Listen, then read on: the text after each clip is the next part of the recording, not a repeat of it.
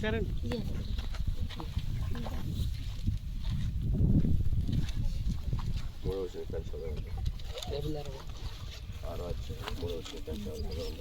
క్రీస్తు యేసులోనికి బాప్తిస్మం పొందిన మనందరము ఆయన మరణంలోనికి బాప్తిస్మం పొందితమని మీరు ఎరుగరా? కాబట్టి తండ్రి మహిమ వలన క్రీస్తు మృతులోండి ఎలాగో లేపబడను అలాగే మనమును నూతన జీవం పొందిన వారై నడుచుకున్నట్లు మనము బాప్తిస్మం వలన మరణంలో పాలు పొందుటకై ఆయనతో కూడా పాతి పెట్టబడుతుంది. మరియు ఆయన మరణం యొక్క సాదృశ్యమందు ఆయనతో ఐక్యం గలవారమైన ఎడల ఆయన పునరుద్ధానము యొక్క సాదృశ్యమందును ఆయనతో ఐక్యం గలవారమై ఉందుము. నిజంగా క్రీస్తులోనికి బాప్తిస్మం పొందిన మనమందరం కూడా మరి ఆయన మరణంలో పాలు పొందిన మనము పునరుద్ధానంలో కూడా పాలు భాగస్థలము వాళ్ళు చేస్తున్నాడు ఆయన. మరి బాప్తిస్మం అంటే మన పాత జీవితాన్ని విడిచిపెట్టి ఒక నూతన జీవితాన్ని మనం పొందుకోవటమే. మన పాత జీవితాన్ని ఎప్పుడైతే మనము బాప్తిస్మం ద్వారా దాన్ని విడిచిపెట్టి మరి ఒక కొత్త జీవితాన్ని మనము పొందుకోవటమే నూతన జీవితమే బాప్తిస్మం అయి ఉన్నది. ఎందుకంటే ప్రియమైన దేవుని బిడ్డలారా, క్రీస్తు మన కోసం ఏ విధంగా అయితే మరణించి ఉన్నాడో మన పాపములు, మన రోగములు, మన బలహీనతలు, మన వ్యసనముల నిమిత్తము ఈరోజు మనము కూడా ప్రియమైన దేవుని బిడ్డలారా ఆయన చేసిన కార్యం ముందు మనం విశ్వసించినప్పుడు నిజంగా నేను పాపములో ఉన్న నన్ను రక్షించుట కొరకే ఆ శిలువ మీద నా కొరకు ఆయన వేలాడి ఉన్నాడు, ఆయన కలవరలో నా కోసము రెండుగా చేర్చబడి ఉన్నాడు. మరి నిజంగా ఈరోజు చాలామంది క్రీస్తు పుట్టుకలు చేసుకుంటున్నారు, కానీ క్రీస్తు పుట్టుక వల్ల మనకు ప్రయోజనం లేదు. కానీ క్రీస్తు పుట్టి మరణించకుండా ఉన్నట్లయితే మనకి ఏమాత్రం కూడా ప్రయోజనం లేదు. మరి ఆయన పుట్టి మన కోసం మరణించి పునరుద్ధానంగా తిరిగి లేచి ఉన్నాడు కాబట్టి ఈరోజు మనం అందరం కూడా ఒక నిరీక్షణ కలిగి ఉన్నాం. నిజంగా పాపంలో ఉన్న మనల్ని మరి మరణం నుండి మరి జీవములను తీసుకొచ్చింది ఆయన యేసుక్రీస్తు రక్తమై ఉన్నది. మరి క్రీస్తు రక్తము మనల్ని కడుగుట బట్టి మనము నీతిమంతులుగా తీర్చబడుతూ ఉన్నాం. మరి క్రీస్తు రక్తము చేత మనం అందరము కూడా కడగబడుతున్నప్పుడు మరి నిజంగా మనం పాపము లేని వారుగా మనం చేస్తూ ఉన్నాడు. ఆమేన్. మరి ఇక్కడ చూడండి, ఇక్కడ 2 పేతురు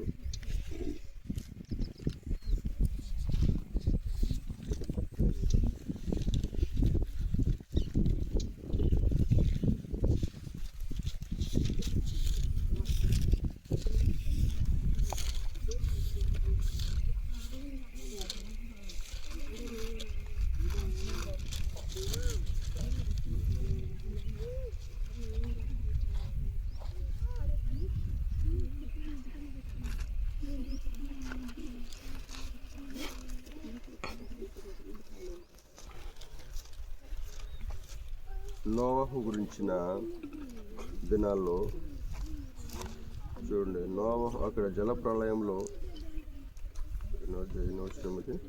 ఆయన పూర్వకాలం ముందున్న లోకమును విడిచిపెట్టక భక్తిహీనుల సమూహం మీదకి జల ప్రళయం రప్పించినప్పుడు నీతిని ప్రకటించిన నోవహును మరి 7 కాపాడెను. మరియు 5వ వచనం ఆయన సోదమ గొమొర్రా పట్టణములను భస్మము చేసి ముందుకు భక్తిహీనులు గలవారికి వాటిని దృష్టాంతముగా ఉండుటకై వాటికి నాశనము విధించి దుర్మార్గుల కామ వికారయుక్తమైన నడవడి చేత బహు బాధపడి నీతిమంతుడగు లోతును చూడండి ఏమంటున్నాడు. ఏలయనగా పూర్వం నుండి ఆకాశము నుండి నీళ్ళ నుండి నీళ్ళ వలన సమకూర్చుకున్న భూమి దేవుని వాక్యం వల్ల కలిగింది. అయితే ప్రియమైన దేవుని బిడ్డలారా, ఇక్కడ నోవహు దినాల్లో మరి ఆయన ఏ రీతిగా అయితే మరి నోవహు కాలంలో అక్కడ ఎంతమంది రక్షించబడ్డారంటే ప్రియమైన దేవుని బిడ్డలారా, నోవహు కుటుంబం మాత్రమే రక్షించబడ్డారు. నోవహు 120 సంవత్సరాలు ఆయన బోధించినప్పటికీ కూడా మరి జల ప్రళయం వస్తుంది, మరి మీరందరూ కూడా సిద్ధపడని చెప్పినప్పుడు 120 సంవత్సరాలు బోధించాడు.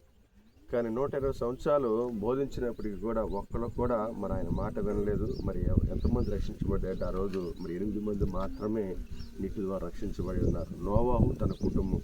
మరి నిజంగా నోవాహు భార్య, నోవాహు 3 కుమారులు, 3 కోడళ్ళు, మొత్తం 8 మంది మాత్రమే ఆ రోజు రక్షించబడి ఉన్నారు.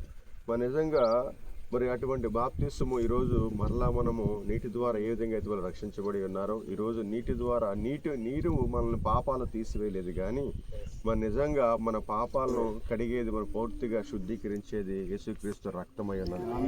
మన నిజంగా మన నీతీకరణ, శుద్ధీకరణ, పరిశుద్ధాత్మ బాప్తిస్మం గుండా మనం వెళ్ళవలసిన వారు. మొదట నీతీకరణ, దేవుణ్ణి విశ్వసించినప్పుడు మరి నిజంగా ఆయన నా పాపముల కోసం, నా అతిక్రమల కోసం, నా రోగముల, నా బలహీనతల కోసము నన్ను చనిపోయి ఉన్నాడని విశ్వసించి మారు మనసు పొంది పాప క్షమాపణ నిమిత్తం యేసుక్రీస్తు నామములో బాప్తిసం పొందడమే నీతీకరణ.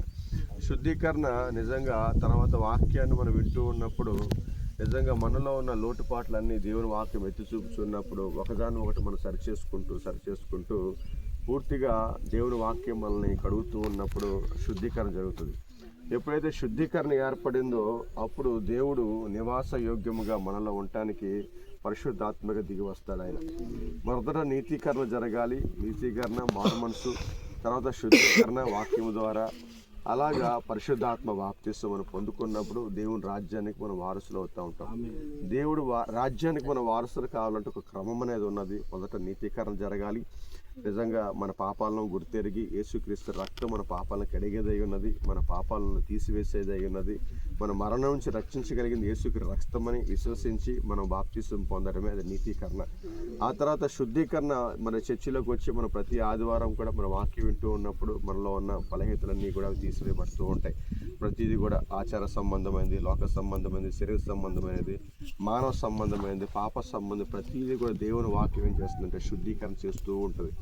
మొదట చాలామంది చెప్తారు శుద్ధీకరణ వాక్యాన్ని బోధిస్తూ ఉంటారు, కానీ మొదట నీతీకరణ జరగాలి. నీతీకరణ అనేది నిజంగా బాప్తిస్మం పొందడం అంటే యేసుక్రీస్తు నా సురక్షకుడిగా అంగీకరించడం. ఎప్పుడైతే ఆయన రక్షకుడిగా అంగీకరించావో, నా పాపాలకు విమోచన యేసుక్రీస్తు రక్తములే ఉందని నువ్వు ఎప్పుడైతే మొదట విశ్వసిస్తున్నావో, ఆ తర్వాత విశ్వసించి బాప్తిస్మం పొందిన నీవు సంఘంలోకి వచ్చి ప్రతి వారం వాక్యం వింటూ ఉన్నప్పుడు శుద్ధీకరణ జరుగుతుంది. అప్పుడు శుద్ధీకరణ ఏం చేస్తుందంటే నీలో ఉన్న వాక్యం నీలో ఉన్న పాపాలను ఎత్తి చూపుచున్నప్పుడు దాన్ని తీసి ప్రతిదాన్ని కడిగి వేసుకుంటూ ఉంటావు. దినదినము అలాగా కరుగుతున్నప్పుడు నువ్వు దేవుని వాక్యాన్ని ఎప్పుడైతే నెరవేర్చుస్తూ ఉన్నావో అప్పుడు పరిశుద్ధాత్మ నీలోకి వస్తుంది. పరిశుద్ధాత్మ ఎవరిలోకి వస్తుంది అంటే దేవుని వాక్యాన్ని నెరవేర్చే వారిలోకే వస్తుంది. దేవుని వాక్యం ఎవరైతే నెరవేరుస్తున్నారో, ఆయన ఆజ్ఞను, ఆయన కట్టడాలను ఎవరైతే నెరవేరుస్తున్నారో చక్కగా, అప్పుడు దేవుడు వాక్యము నెరవేర్చే వారి జీవితంలోకి పరిశుద్ధాత్మ వచ్చి దిగి వచ్చి నివాసం చేస్తాడు. అంతటితో అయిపోయిందంటే కాదు, పరిశుద్ధాత్మ చేయవలసిన పని కూడా ఉంది. పరిశుద్ధాత్మ వచ్చి నీ యొక్క ఆత్మలోకి వచ్చినప్పుడు, నీ పరిశుద్ధాత్మ అంతరంగంలోకి వచ్చినప్పుడు నీ ఆత్మలోను నీ శరీరంలోను ప్రతిదాన్ని కూడా తీసివేస్తూ ఉంటుంది. పూర్తిగా దేవుని వాక్యానికి లోపడే విధంగా, పరిపూర్ణంగా దేవునికి సమర్పించుకునే విధంగా, పరిపూర్ణంగా దేవుడు వెంబడించే విధంగా, పరిపూర్ణంగా దేవునితో నడిచే విధంగా పరిశుద్ధాత్మ చేస్తుంది. పరిశుద్ధాత్మ దేవుని వాక్యానికి వ్యతిరేకమైన కార్యాలు చేయదు, కానీ పరిశుద్ధాత్మ దేవుని వాక్యాన్ని వెంబడించే విధంగా చేస్తుంది. ఇంకనూ ఎక్కువ చేస్తుంది. నిజంగా నువ్వు మొదట నీ శుద్ధీకరణలో ఏ విధంగా అయితే వెంబడించి ఉన్నావు, దాని ప్రకారం జీవించావో, మరి అలాగే శుద్ధీకరణ అయిపోయిన తర్వాత పరిశుద్ధాత్మ పొందుకున్న తర్వాత ఇంకెక్కువగా నీ జీవితంలో దేవునికి విధేయత కలిగి, దేవునికి నమ్మకంగా ఉండి, దేవునికి నిజంగా నువ్వు కార్యాలు జరిగిస్తూ ఉన్నప్పుడు పరిశుద్ధాత్మ నీలోకి వచ్చి ఇక నువ్వు కాదు కానీ దేవుడు చేస్తూ ఉంటాడు. ఎప్పుడైతే పరిశుద్ధాత్మ నీలోకి వచ్చాడో ఇక నువ్వు చేయవలసిన పని లేదు, కానీ ఆయన నీలో నడిపిస్తూ ఉంటాడు. ఇప్పుడు దేవుడు నీకు బయట లేడు, కానీ దేవుడు నీ లోపల ఉంటాడు. ఎప్పుడైతే శుద్ధీకరణ జరిగిన తర్వాత పరిశుద్ధాత్మ అంటే దేవుడే లోపలికి వచ్చేసి నిన్ను నడిపిస్తూ ఉంటాడు. నువ్వు ఎటు వెళ్ళాలి, ఏం చేయాలి, ఎలా ప్రవర్తించాలి, ఎలా నడుచుకోవాలి, ఇవన్నీ చేస్తూ ఉంటాడు. ఒకవేళ నీ పాత జ్ఞాపకాలు వస్తున్నప్పుడు వాటన్నిటిని కూడా మరుపురాని సముద్రంలో పడేస్తాడు. ఇంకెన్నడూ కూడా నీ పాత జీవిత జ్ఞాపకం రాకుండా చేస్తూ ఉంటాడు. మరి ఈ విధంగా మనము బాప్తిస్మం అనేది తీసుకుంటున్నప్పుడు దేవుడు మన జీవితం చేసే కార్యమై ఉన్నది. మరి మొదట నీతీకరణ, తర్వాత శుద్ధీకరణ, తర్వాత పరిశుద్ధాత్మ బాప్తిస్మం. అలాగే క్రమక్రమంగా ఒకటి జరుగుతూ ఉంటుంది. ఆమేన్. అందుకని మనం మొదటగా ఏం చేయాలంటే ఆయన నీతిని చేయాలి. నీతి అంటే ఏమంటే మరి నిజంగా యేసుప్రభు వారు యోహాన్ దగ్గర బాప్తిసం తీసుకుని వచ్చినప్పుడు మరి ఆయన అంటాడు, యోహాన్ నీళ్ళలో ఉన్నప్పుడు యేసుప్రభు వారు ఒడ్డు మీద ఉండి బాప్తిసం తీసుకుని వెళ్తున్నప్పుడు ఆయన అంటాడు, అయ్యా నీ దగ్గర బాప్తిసం పొందాలి కదా, నువ్వు నా దగ్గర బాప్తిసం పొందడం ఏంటంటే నీతి యావత్ ఇలా జరగడం ఇలా జరిగినాయి అంటాడు ఆయన. నీతి అంటే దేవుని వాక్యాన్ని నెరవేర్చడమే. మరి బాప్తిసం కార్యక్రమం అనేది ఇది ఒక నీతి అయి ఉన్నది, దేవుని వాక్య క్రమమైనది. యేసుప్రభు ఎలాగైతే చేసి ఉన్నాడో బాప్తిసం తీసుకోవటము, అలాగే ఈరోజు మనము కూడా బాప్తిసం తీసుకుని నీతిని జరిగిస్తూ ఉన్నాం. నీతిని జరిగించి ప్రతి వాడు కూడా మరి ఆయనలో భాగమవుతున్నాడు. ఆమె నీతిని మనం జరిగిస్తుంది. ఈ నీతి అంటే ఏంటి? దేవుని వాక్యమే. ఆ వాక్యాన్ని మనం నెరవేర్చుచున్నప్పుడు యేసుక్రీస్తు వారు ఎలాగైతే నెరవేర్చారో మరి ఆయన మనకి ఏ విధంగా అయితే ఆయన బాప్తిసం పొంది ఒడ్డు మీదకి వచ్చినప్పుడు పరిశుద్ధాత్మ పౌరు వల్ల ఎలాగ ఆయన మీద దిగి వచ్చిందో మరి అలాగే నీతిని జరిగించిన ప్రతి వారిలో కూడా ఆయన దిగి వస్తాడంట, ఆయన నివాసం చేస్తాడంట. ఆమేన్. అలాగే ఈరోజు మనము కూడా బాప్తిసం అంటే మన పాత జీవితానికి విడిచిపెట్టి ఓ కొత్త జీవితాన్ని మనం పొందుకోవటం. మునుపు మనం చేసిన విధంగా నడుచుకోకుండా, అయ్యా నేను మునుపు నీకు అయిష్టంగా జీవించాను, మునుపు నీకు వ్యతిరేకంగా జీవించాను, నీకు ఇష్టం లేని కార్యాలు చేశాను, అయితే ఇప్పటి నుంచి నేను అలా కార్యాలు చేయట్లేదు, ఒక కొత్త జీవితాన్ని ప్రారంభిస్తాను, ఒక కొత్త నూతన జీవితాన్ని. మునుపైతే నేను వ్యసనకారుడిగా ఉన్నాను, మునుపైతే నేను బంధకాల్లో ఉన్నాను, మునుపైతే సినిమాలు, టీవీలు, అనేకమైన చెడ్డ మాటలు మాట్లాడి ఉండొచ్చు, అయితే ఇప్పటి నుంచి నేను బాప్తిసం పొందకాంచి వాటన్నిటినీ దూరపరుస్తున్నానయ్యా. ఎందుకంటే నీవు నా దేవుడిగా ఉండాలని, నువ్వు నా రక్షకుడిగా ఉండాలని, నేను నీ రాజ్యంలో ఉండాలని అని నేను ప్రతిష్ఠించుకుంటున్నాను ప్రభా అని చేసేది బాప్తిసం కార్యక్రమం. ఆమేన్. సహోదరుల గురించి ప్రార్థన చేద్దాం. కృప కలిగిన తండ్రి యేసుక్రీస్తు ప్రభా, నీ పరిశుద్ధ నామానికి వేలాది స్తుతులు, స్తోత్రములు, వందనములు నాయన. ఇదిగో తండ్రి, ఈ మధ్యాహ్న సమయంలో మరొకసారి నీ సముఖంలో మేము ప్రార్థిస్తున్నాం. కుమార్తె కీర్తన నాయన, ఇదిగో తండ్రి ప్రభా, తన జీవితాన్ని నీకు ఇవ్వాలని సమర్పించుకోవాలని ప్రతిష్ఠించుకుని ఉండగా తండ్రి ప్రభా, నిశ్చయంగా తండ్రి ప్రభా, ఈ రోజు నేను ఒక ఆత్మ రక్షించబడ్డ 10,000 ప్రపంచాలకు సమానమన్నా ప్రభా. పరలోకమే ప్రభా ఒక ఆత్మ రక్షించబడి తొంగి చూస్తుందని చెప్పావు ప్రభా. దేవదూత సమూహం అంతా కూడా ఎదురు చూస్తుందని చెబుతున్నావు ప్రభా. నిశ్చయంగా నీ బిడ్డను కన్నా మీరు జ్ఞాపకం చేసుకుని ప్రభా, అంతవరకు నీ బిడ్డ సహించేట్లు సహాయం చేయండి ప్రభా. నిశ్చయంగా నీ బిడ్డ చుట్టూ నువ్వు కంచె వేయండి నాయన, నీ కాపుదలు ఉంచండి ప్రభా. ఇదిగో ప్రారంభిస్తుండగా ప్రభా, ముగించేంతవరకు నీ బిడ్డ చేయి విడవద్దు నాయన ప్రభా. ముగించేంతవరకు నీ బిడ్డ చేయబట్టుకుని నడిపించండి ప్రభా. ప్రారంభంలో ఏ విధంగా అయితే ప్రభా ఆ బిడ్డ నీ చేయబట్టుకుందో తండ్రి ప్రభా, నిజంగా మేము నీ చేయబట్టుకుంటే మేము విడిచిపెడతామేమో, కానీ ప్రభా నీ హస్తం మా హస్తాన్ని పట్టుకుంటే ప్రభా, ఆ బలమైన హస్తం మా హస్తాన్ని పట్టుకుంటే మేము ఎన్నడూ విడిచిపెట్టబడము ప్రభా. నిశ్చయంగా మరొకసారి నీ కృప చేతారని నీ బిడ్డల జ్ఞాపకం చేసుకో కీర్తన నాయన. అలాగే ప్రభా, తను సమర్పించుకున్న సమర్పణ తుది వరకు నమ్మకంగా నీ కొరకు జీవించి కృపను దయచేయండి. ఎత్తబడేంత వరకు కూడా ప్రభా నీ కృప బిడ్డకు ఉంచమని, నీ సైనిక ఉంచమని కోరుచు ప్రభా.